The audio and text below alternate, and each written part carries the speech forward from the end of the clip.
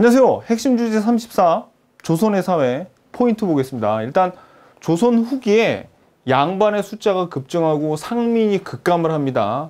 그 이유 중에 하나가 돈을 주고 이 상민들이 양반이 되는데 납속책, 공명첩 이제 이런 것들을 공부할 거고요.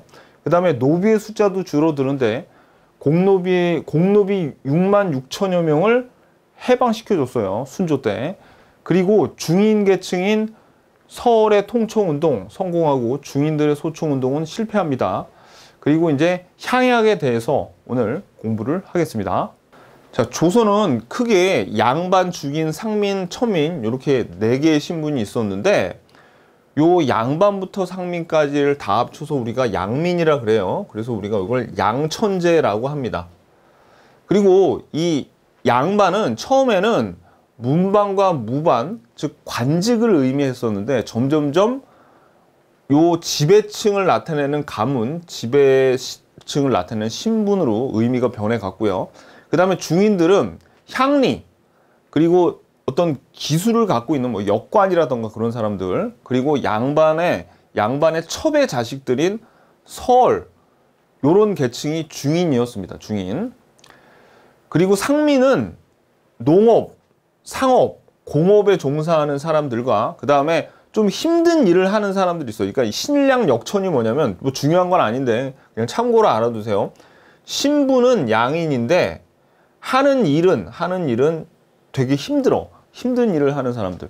뭐 그 군함에서 노를 젓는, 배에서 노를 젓는 사람들 무지하게 힘들고요. 뭐 소금 염전에서 일하는 사람들, 그 다음에 봉화대 올리는 사람들, 이런 사람 되게 힘든 일을 하는 사람들을 우리가 신량 역천이라고 불렀습니다. 이때 많이 천대를 받았어요. 상민 중에서도 많이 무시를 당하고, 그 다음에 천민은 대부분 다 노비로 구성이 되어 있습니다. 뭐 백정도 있고 그랬지만.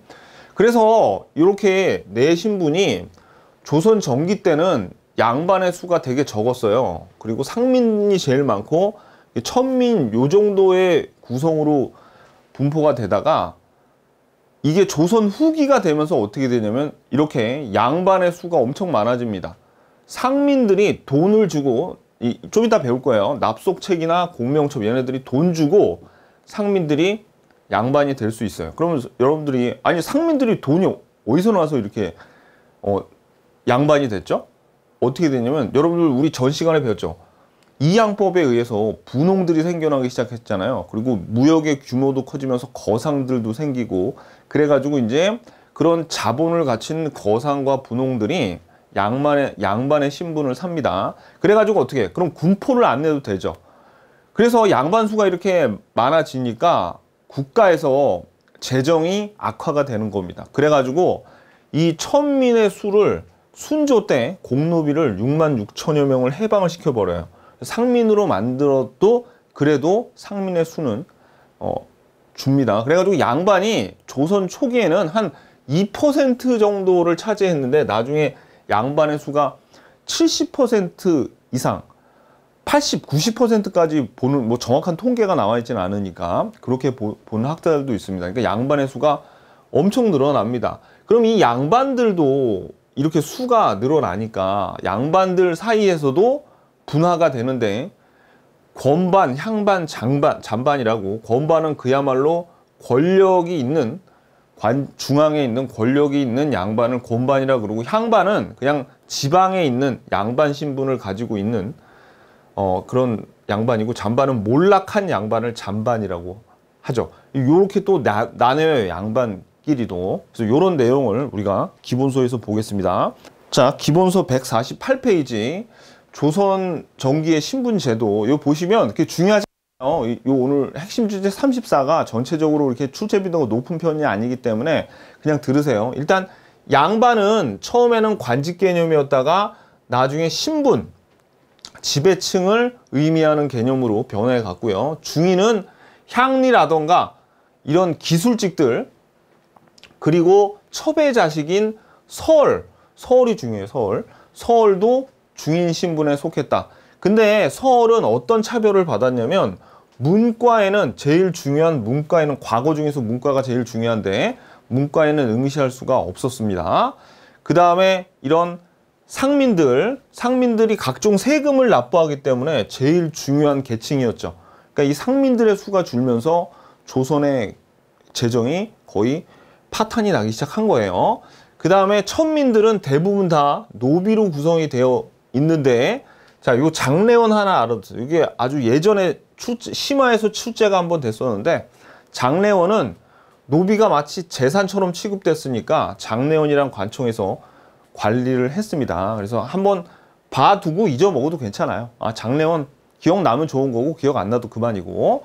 자, 그 다음에 조선 후기의 사회 변화를 보면 아까 말씀드렸듯이 여기 양반의 수가 대폭 증가했죠. 그 이유는 여기 상민의 대부분이 다 양반 계층으로 이동을 했기 때문입니다. 그리고 천민들도 어떻게 해요? 이제 상민 쪽으로 많이 좀 바뀌었기 때문에 여기 천민도 좀 감소를 하고, 그 다음에 상민은 대폭 감소해서 양반이 대폭 증가를 했어요. 그러니까 이제 중인들도 신분 상승 운동을 하는데, 오늘 배우는 내용 중에서 그나마 이게 제일 중요해요. 중인들의 신분 상승 운동, 이따가 뒤에서 볼 겁니다. 그래서 양반의 수가 이제 증가를 하는데 그 이유가 나와요. 이제 외란 이후에 이제 전쟁한 다음에 국가 재정이 바닥이 났죠. 그러니까 어떻게 해요? 야, 돈만 주면 양반 시켜줄게 해가지고 돈을 걷고요. 그 다음에 일반 상민들도 양반이 되면 군포를 면제를 받고 수탈에서 벗어날 수 있죠. 그러니까 어떻게 해요? 이제 분홍이나 거상들이 나타나기 시작한 이제 조선 후기부터 신분 상승을 적극적으로 도모를 해서 양방의 어떻게 해요? 이해관계가 성립하면서 이제 상민이 대폭 감소를 하게 됩니다. 자, 납속책이나 공명첩 모두 그냥 형식적인 관직을 부여했었어요. 그래가지고 납속책 같은 경우에는 요게 세금을 납부하다 할 때 납자죠.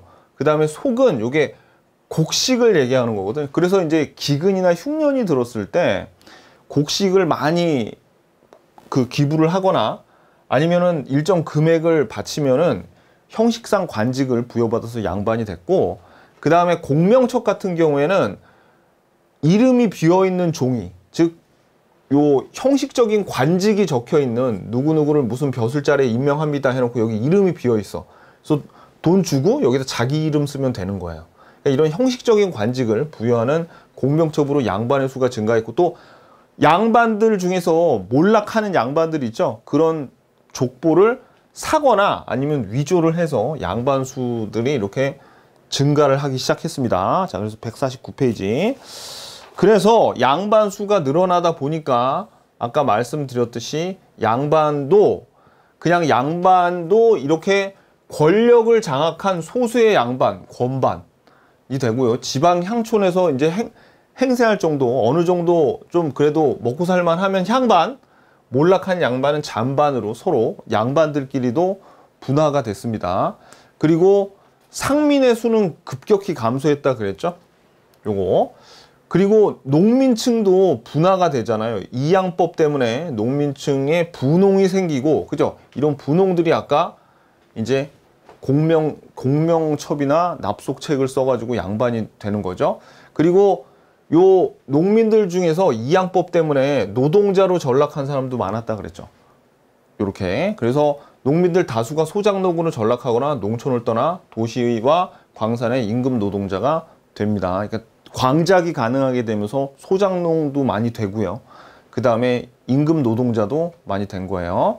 그 다음에 천민들이 감소를 하는데 상민층이 주니까 이제 상민층을 늘리기 위해서 노비종모법과 공노비 해방을 하는데, 노비종모법은 우리 시험에 거의 안 나와요. 이 공노비 해방이 중요해요. 요거 별표.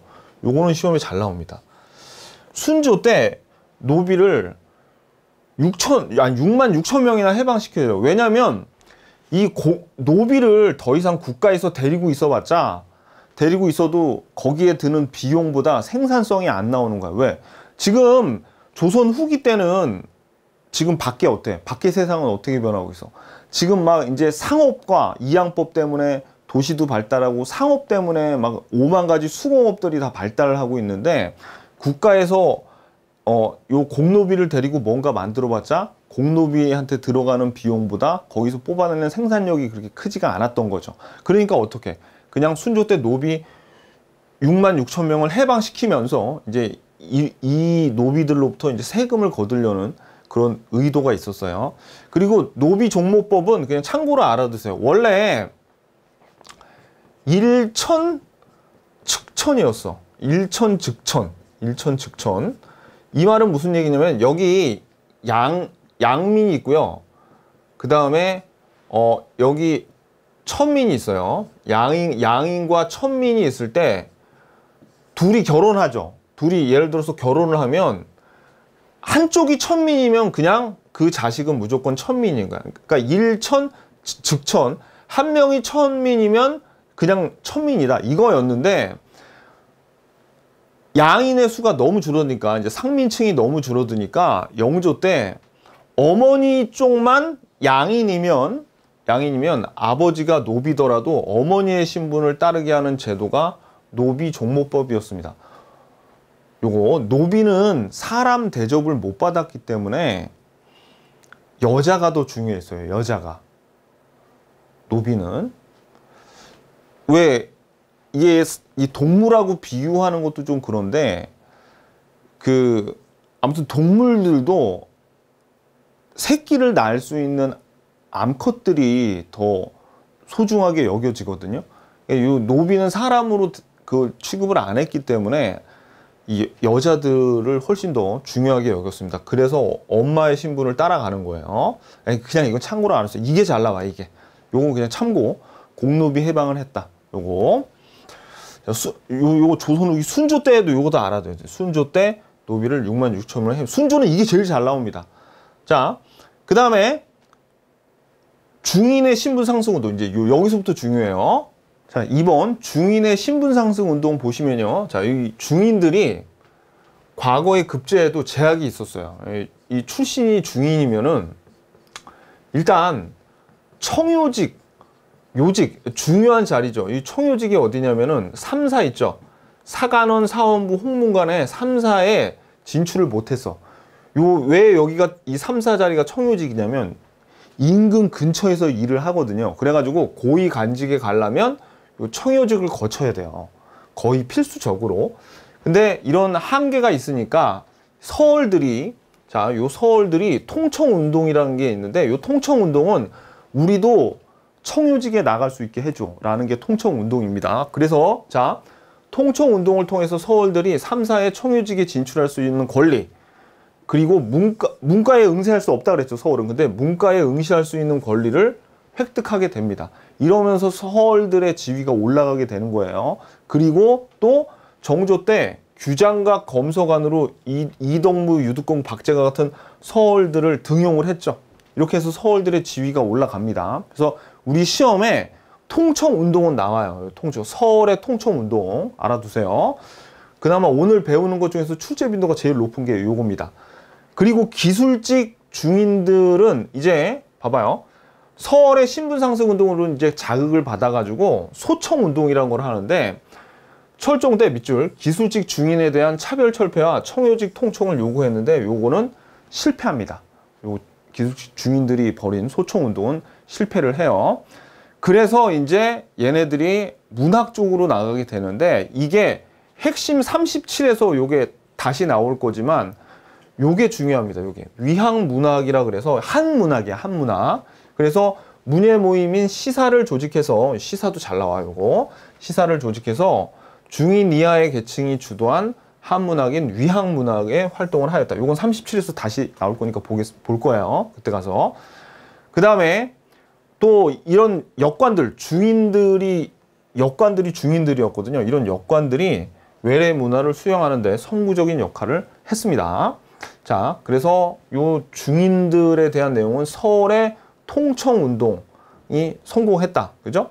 그 다음에 기술직 중인들은 소청운동을 벌였으나 실패해서 위양문화 활동을 전개했다. 요렇게 아시면 돼요. 자, 그 다음에 150페이지. 자, 가족제도의 변화. 요거는 조선 전기에는 고려의 문화가 많이 남아 있었어요. 그래가지고 재산 상속도 골고루 나눠 갖고 자식들이 제사도 딸도 지내면서 이렇게 서로 돌아가면서 제사를 지냈고요. 그 다음에 여성의 지위도 높아서 여자도 족보에 기록이 되고 여성이 재혼도 가능했거든요. 근데 이제 성리학이 자리를 잡으면서 성리학이 뭐 하는 거예요? 그러니까 수양을 통해서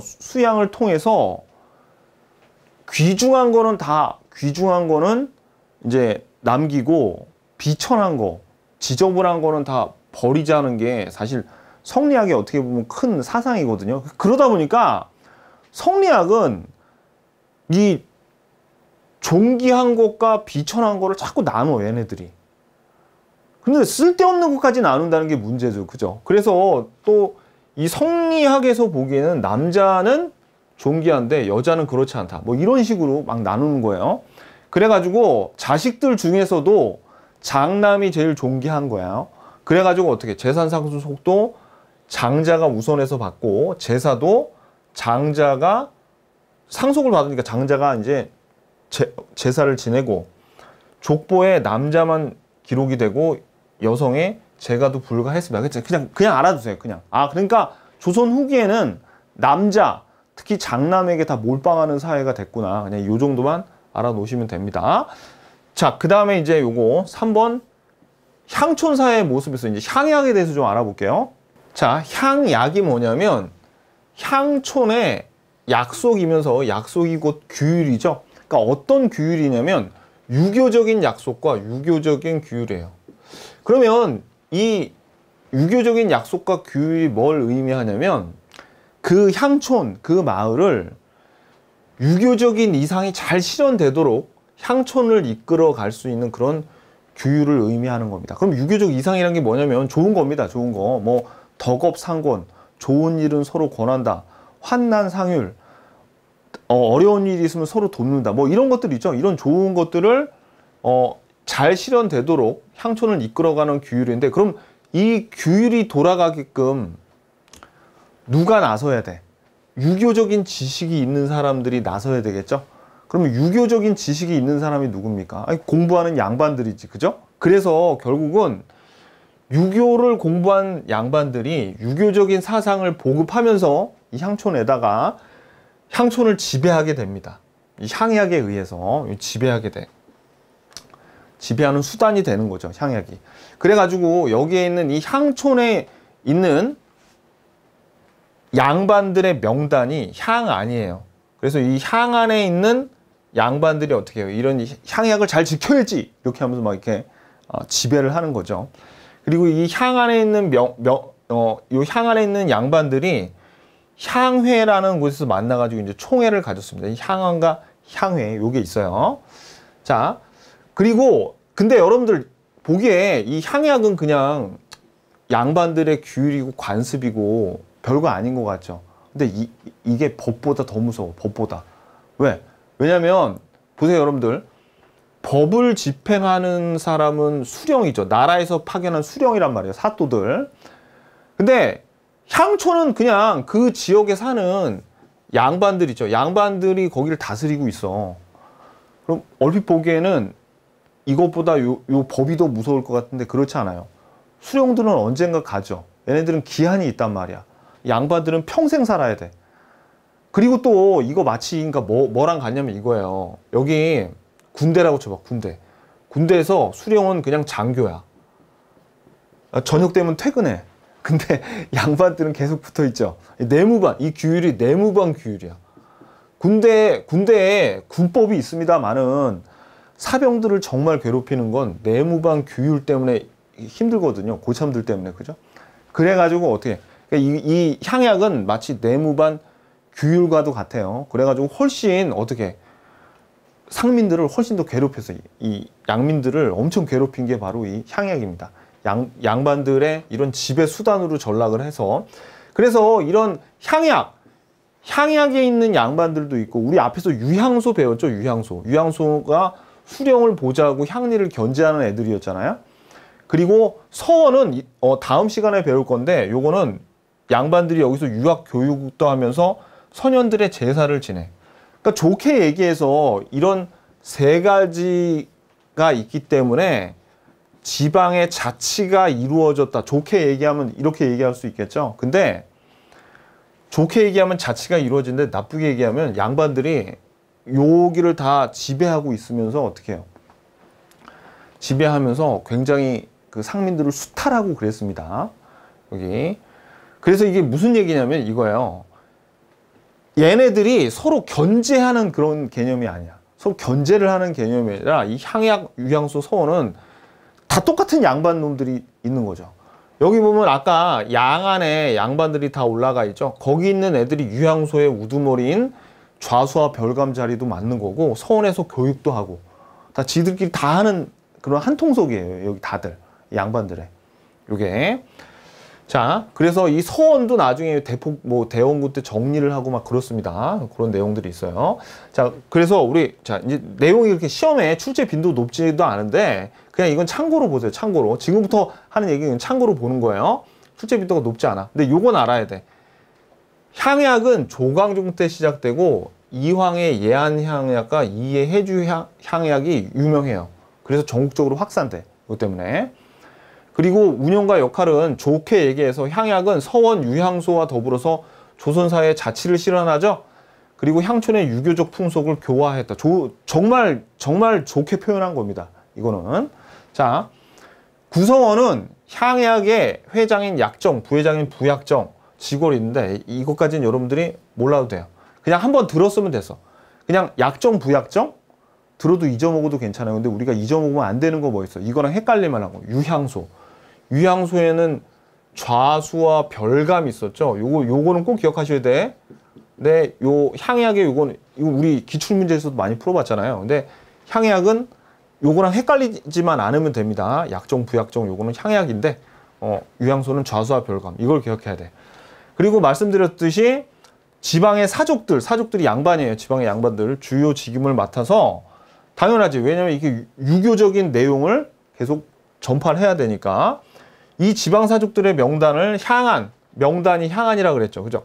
이 향안에 있는 사족들을 이 사족들이 모이는 총회를 향회라고 했어요. 근데 폐단을 봐봐요. 지반이 아니라 지방이죠. 지방 양반이 주민을 수탈하는 수단으로 악용이 돼요.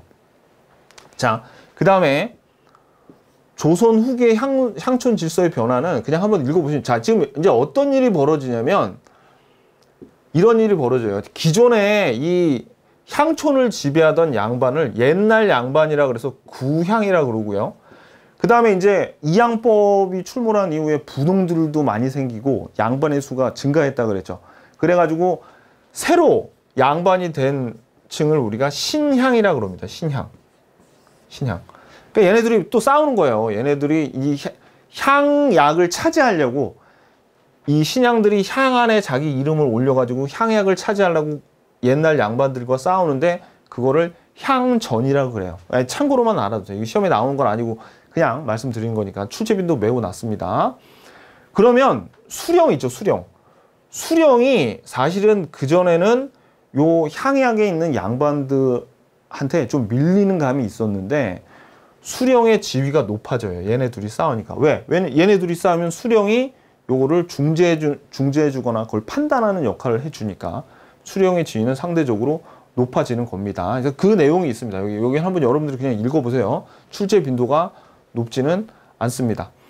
자, 그래서 여러분들이 여기 보면 수령과 향리의 세력이 강해지고 향회는 요거는 조세를 부과할 때 물어보는 부세 자문기구로 전락하게 되죠. 자, 여기까지 봤으니까 우리 포인트 보자고요. 자, 1번.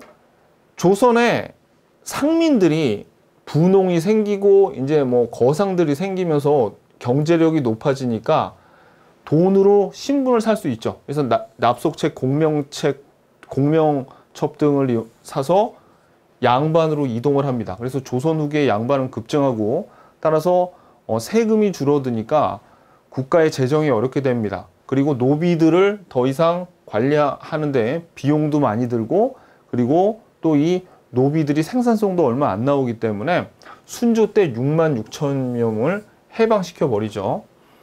그리고 중인계층인 서얼은 통청운동을 통해서 청요직 진출에 성공을 하고 중인들의 소청운동은 실패를 했어요.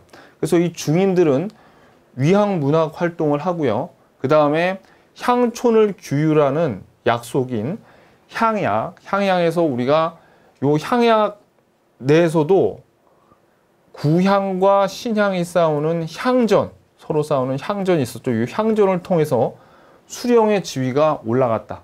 이런 내용을 우리가 살펴봤습니다. 출제 빈도는 그렇게 높지 않으니까 우리 핵심 주제 33과 같이 기출문제 풀어보도록 하겠습니다.